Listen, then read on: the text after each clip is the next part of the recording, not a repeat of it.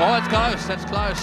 Yes, he's got him, yes, he's got him. Ricky Ponting is looking a very, very surprised young man. Long way to go yet. Oh, he's bowled him! Oh, it's all happening. That's superb cricket. Wacky Yunus knocks over Ricky Ponting.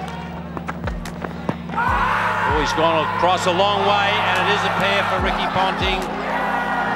I think I've broken the record for the most test runs in history without a duck, and then I got one, and then I got 3 in a row. So, and the last 2 were actually, home test down in Hobart. Unfortunately, Ricky Ponting for the second time in the game just scored it off by the duck. I didn't ever feel out of form, to be honest. I think that was probably proven when we went to Perth. That's well done. Takes a lot of character to come back from 3 ducks on the trot in a test series and make 100. That innings, spending as much time as I did in the middle, sort of carried over into the next series against India. He'll be very determined to try and help fix this problem. 4 for 52. That one's been played into the gap at mid-wicket, running away down towards the boundary. Now, momentum's such a big thing as a batter. If you get off to a bit of a flyer and you're scoring boundaries quite easily, batting seems quite easy. But if you can't get a boundary away and you're not scoring freely, quite often it's up to you to take a risk against the bowler, and when you do, you're a chance of getting out. Oh, great shot, beautifully played. Well, Ricky Ponting has played some very good shots from the moment he walked out of that gate, but none better than this one. Just class. Good shot. Short, and he's pulled it away. Long hop at medium pace. Curve straight. Ganguly's pace is not going to worry him about going onto the back foot. Just have to transfer his weight and hit the ball 1 bounce into the advertising audience.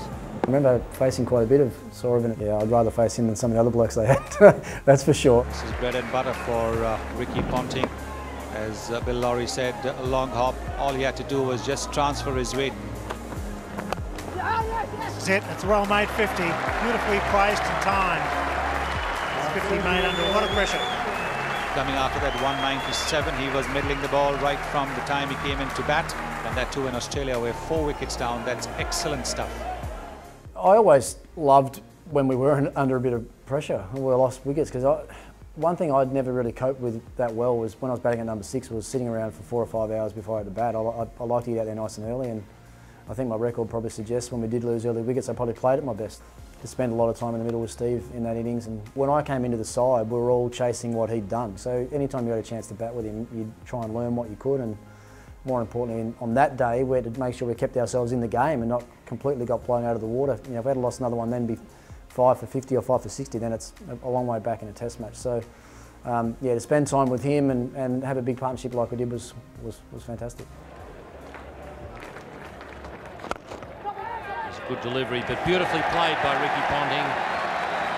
That's his 6th Test 100, all scored against different opponents.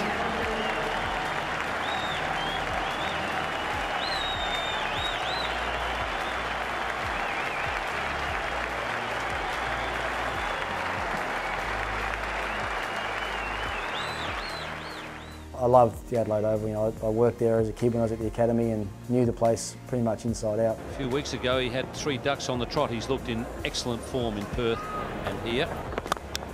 There's an example. Have to run for those even in Adelaide. Oh, that's a beautiful on drive. Ponting has been superb today with his placement. It was a great partnership, but didn't end in fantastic circumstances. No, yeah, I remember it was late. It was late in the day as well, and a bit of a mix-up out at the deep. Nicely placed cover drive. They cut that off. They'll get 2. Missed field. They've been sloppy in the field. They're starting to run out. Well, can you believe that? Missed field. That's the end of a wonderful partnership. Ponting's gone. What a mix-up. The final minutes of the first day's play. I thought there was 2 right from the word go, and tapped in and got back out and got 3/4 out of the wicket and realised that Stephen hadn't moved yet. So if memory serves me correct, I think there's only 2 or 3 overs left in the day. So to get through all that we did and then have it end that way was a bit disappointing. How do you approach that with the skipper after play? What do you say to him? I'm not sure I said too much to him, to be honest. Look, I don't even know whose fault it was, to be totally truthful, but there's no worse way to get out. You work that hard, and then a a simple little bit of confusion, I guess, a bit of communication, and your innings is over. Hardly put a foot wrong all day. You don't play a miss of too many balls, and you don't get dropped or whatever else, and no appeals against you, and all of a sudden, from a little bit of a communication error, your game's over.